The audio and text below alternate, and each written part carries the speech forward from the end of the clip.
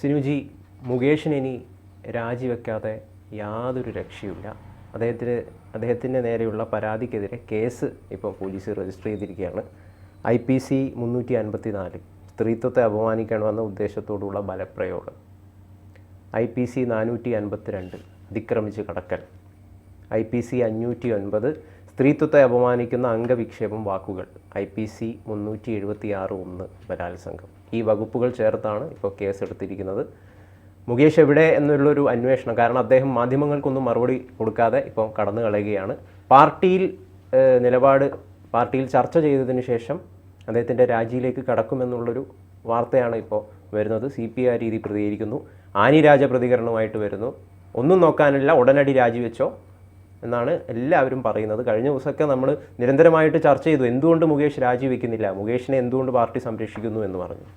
ഇപ്പോൾ മുകേഷിനെ ന്യായീകരിക്കാനോ ഇനി സംരക്ഷിക്കാനോ CPM എന്ന് പറയുന്ന പാർട്ടി രംഗത്തേക്ക് വരില്ല. കാരണം അത്രയും കടുത്ത ആരോപണങ്ങളാണ് മുകേഷിനെതിരെ വന്നിരിക്കുന്നത്.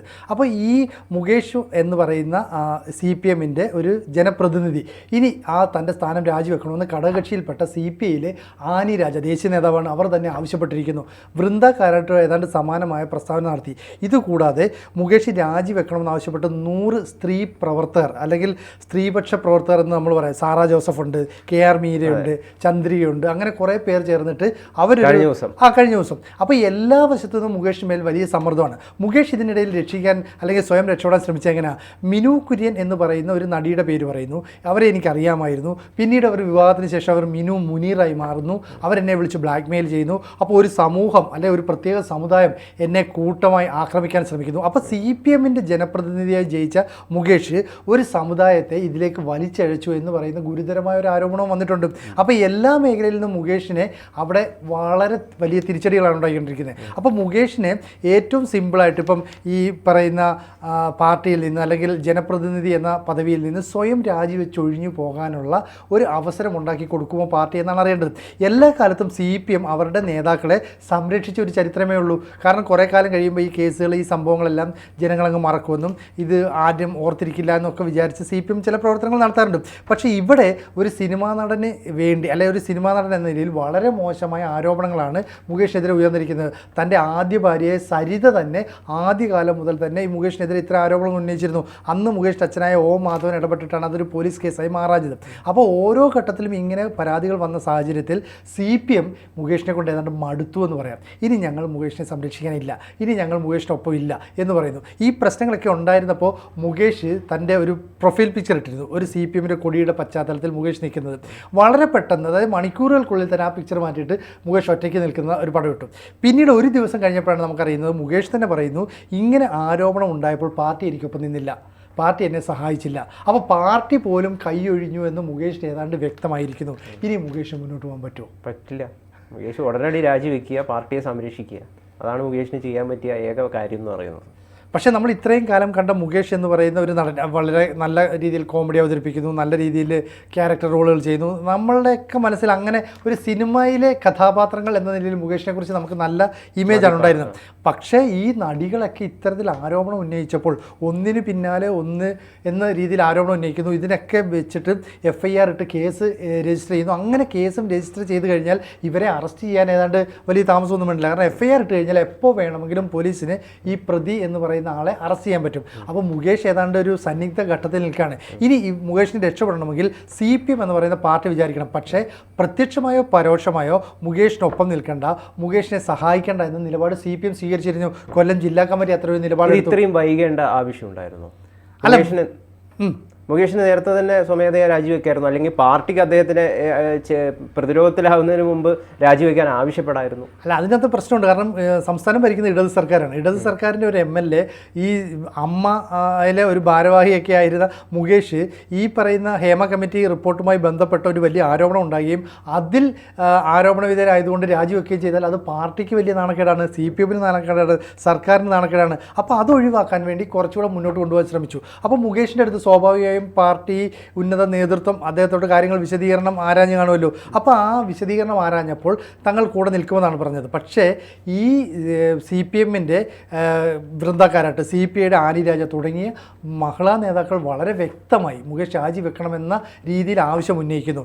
100 സ്ത്രീ പ്രവർത്തകർ ഇതേ ആവശ്യം ഉന്നയിച്ച് രംഗത്ത് വരുന്നു. അപ്പോൾ എല്ലാ മേഖലയിൽ നിന്നും മുകേഷിനെതിരാണ് നിലപാടുകൾ. ഒപ്പം പാർട്ടി കൈവിടുന്നു എന്ന് മുകേഷ് തിരിച്ചറിയുകയും ചെയ്തു. അപ്പോൾ മുകേഷ് എങ്ങനെ രാജിവെക്കാനാ? ഇനി ഇലയ്ക്കും ഉള്ളിലും കേടില്ലാത്ത രീതിയിൽ മുകേഷ് സ്വമേധയാ രാജിവെച്ചു എന്ന് വരുത്തി തീർക്കാനേ മുകേഷിന് സാധിക്കുള്ളൂ. പക്ഷേ അത് എത്രത്തോളം പാർട്ടി സമ്മതിക്കുന്നു, എത്രത്തോളം പാർട്ടി അംഗീകരിക്കുന്നു എന്നുള്ള, കാരണം ഇവിടെ പരാജയപ്പെട്ട് കഴിഞ്ഞാൽ മീൻസ് മുകേഷ് അവിടെ രാജിവെച്ച് കഴിഞ്ഞാൽ അവിടെ ഒരു ഉപതെരഞ്ഞെടുപ്പ് വേണ്ടി വരും. കൊല്ലം എന്ന് പറയുന്നത് CPM-നെ സംബന്ധിച്ചിടത്തോളം വിജയിക്കാൻ അത്ര പ്രയാസമുള്ള ഏരിയ ഒന്നുമല്ല.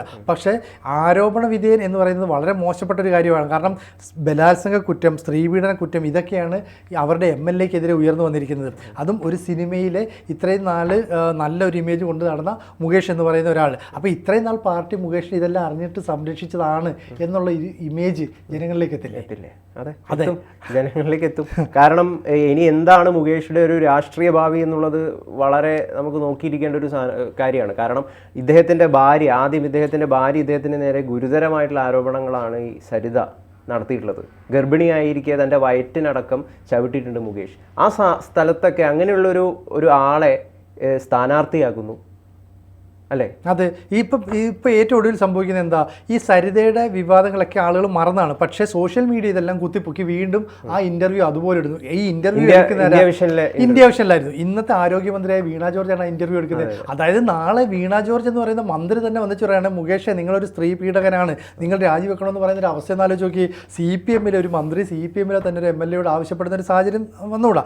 ഇനി സിനിമയുടെ നയരൂപീകരണ സമിതിയുണ്ട്, അതിനകത്ത് മുകേഷ് അംഗമാണ്. അപ്പം നയരൂപീകരണ സമിതി മുകേഷിനെ പുറത്താക്കണം. കാരണം മുകേഷിനെ പോലെയുള്ള ഒരു സ്ത്രീലമ്പടനായ, ഒരു ബലാത്സംഗ കേസിൽ പ്രതിയായ ഒരാളെ വെച്ചിട്ട് എങ്ങനെയാണ് ഈ നയരൂപീകരണ സമിതിക്ക് മുന്നോട്ട് പോകാൻ പറ്റുക? അപ്പോൾ നയരൂപീകരണ സമിതിയിൽ നിന്ന് വളരെ സിമ്പിളായിട്ട് ഞാൻ സ്വമേധയാ രാജിവെച്ചൊഴിയുന്നു എന്ന് പറഞ്ഞ് മുകേഷിനെ മാറ്റി നിർത്താനായിരിക്കും ശ്രമം.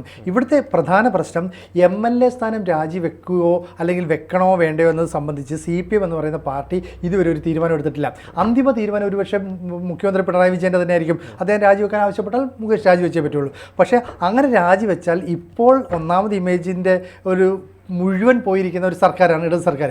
ഈ ഓണക്കാലത്ത് വീണ്ടും അതിൻ്റെ മേൽ, അതായത് കൂനിന്മേൽ കുരു എന്ന് പറയുന്ന പോലെ വീണ്ടും ഈ നാണക്കേടുകൾ സൃഷ്ടിക്കപ്പെടും ഈ മുകേഷിൻ്റെ രാജിയിലൂടെ. അതുകൊണ്ട് ഈ രാജി പരമാവധി നീട്ടിക്കൊണ്ടു പോകാൻ പറ്റുമോ? ജനപ്രതിനിധി എന്ന നിലയിൽ അദ്ദേഹത്തിനെതിരെ ആരോപണം ഉണ്ടെങ്കിൽ കേസ് വരട്ടെ, കേസുമായി ബന്ധപ്പെട്ട അന്വേഷണം നടക്കട്ടെ എന്നൊക്കെ ഒരുപക്ഷെ CPM നേതാക്കൾ പറഞ്ഞേക്കാം. പക്ഷേ ഇവിടെ നമുക്ക് സംശയം ഉളവാക്കുന്ന കാര്യം FIR ഇട്ടിട്ടുണ്ടെങ്കിൽ പോലീസിന് എപ്പോൾ വേണമെങ്കിലും മുകേഷിനെ പ്രതിയാക്കാം. CPM-ന്റെ വെടക്കാക്കി തനിക്കാക്കുക എന്ന് പറയുന്ന ഒരു പരിപാടി CPM-ന് നേരത്തെ ഉണ്ട്. അതായത് ഒരു നിലപാടെടുക്കുക, ആ നിലപാടിനെതിരെ വലിയ രീതിയിൽ ജനരോക്ഷം വരുമ്പോൾ, പ്രതിഷേധം വരുമ്പം അത് പിൻവലിക്കുക. കാരണം ഞങ്ങൾ പ്രതിഷേധത്തെ സ്വാഗതാർഹം ചെയ്യുന്നൊരു പാർട്ടിയാണ് തുടങ്ങിയ ഒരു ധാരണ സമൂഹത്തിൽ ഉണ്ടാക്കിയെടുക്കാനുള്ള ഒരു പ്രവണത നേരത്തെ അവർ പല കാര്യങ്ങളിൽ ചെയ്യാറുണ്ട്. അത് ധാരണ മാത്രമല്ല, അത് CPM എപ്പോഴും ചെയ്യുന്നത് എന്താ പറയുക, അവർ വോട്ട് ബാങ്ക് രാഷ്ട്രീയത്തിന് വേണ്ടിയാണ് കളിക്കുന്നത്. മുകേഷ് എന്ന് പറയുന്ന ഒരു വ്യക്തിക്ക് വേണ്ടിയിട്ട് CPM ഒരിക്കലും നിൽക്കില്ല. വോട്ട് ബാങ്ക് രാഷ്ട്രീയം ഏത് ഭാഗത്തേക്ക് അനുകൂലമായിരുന്നു? ഇപ്പം മുകേഷ് പറഞ്ഞേക്കുന്ന ഒരു പ്രത്യേക സമുദായത്തെ കുറ്റപ്പെടുത്തിക്കൊണ്ട് പറഞ്ഞു.